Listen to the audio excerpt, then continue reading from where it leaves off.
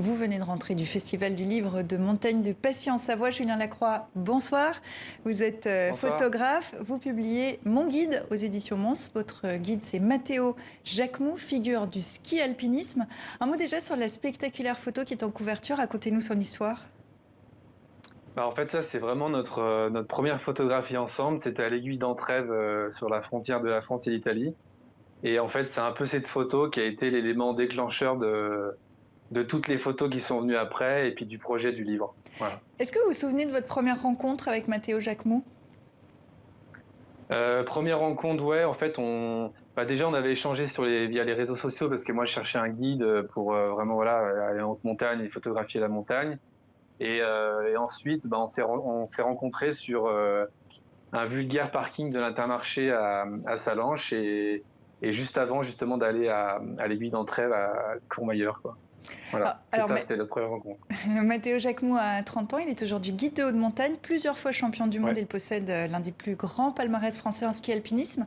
Il est comment en montagne? Il est différent de la plaine?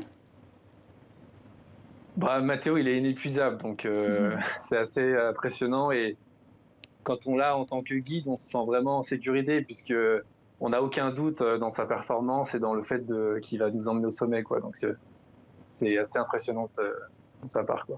Parce que la haute montagne, c'est dangereux. Quand vous partez ensemble, vous lui confiez votre vie. Est-ce que ce livre, c'est aussi un livre sur l'amitié, une amitié qui s'est forgée sur les cimes et les glaciers? Oui, c'est ça, ouais. En fait, à travers la corde, tout ça, ben, on crée forcément un lien. On a eu des expériences ensemble, dont une d'une chute. Donc forcément, ça resserre les liens entre nous deux, entre vraiment la relation client-guide qui est renforcée à travers tout ça, quoi. Mhm. Depuis 2018, vous pratiquez l'alpinisme et le ski muni de votre Leica M, hein, je crois, pour ramener ces Ouais, images c'est ça. d'exception. Ce livre, c'est aussi un livre sur votre passion commune qui est la haute montagne.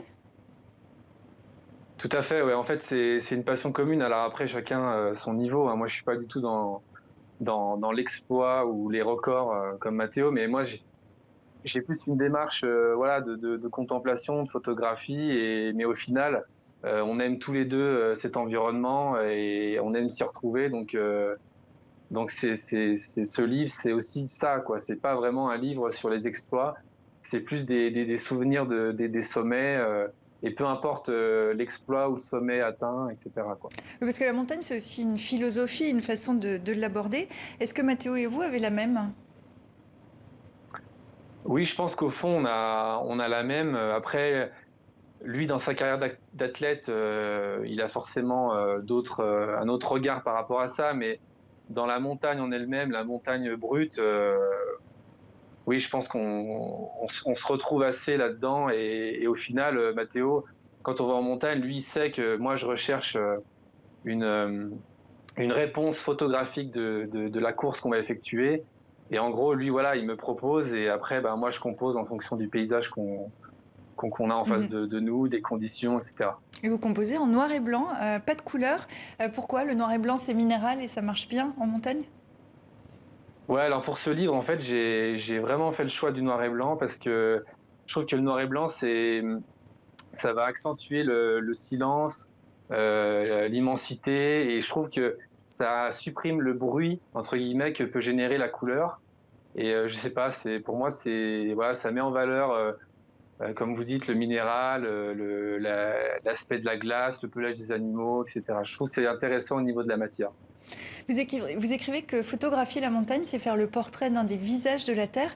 Est-ce que c'est un visage de plus en plus défiguré en haute montagne? Oui, après, moi, j'ai pas non plus une énorme expérience, mais c'est vrai que j'ai 36 ans et depuis, enfin, quand j'étais petit en Haute-Savoie, j'ai vu la montagne évoluer, et, voilà, en finalement très peu de temps.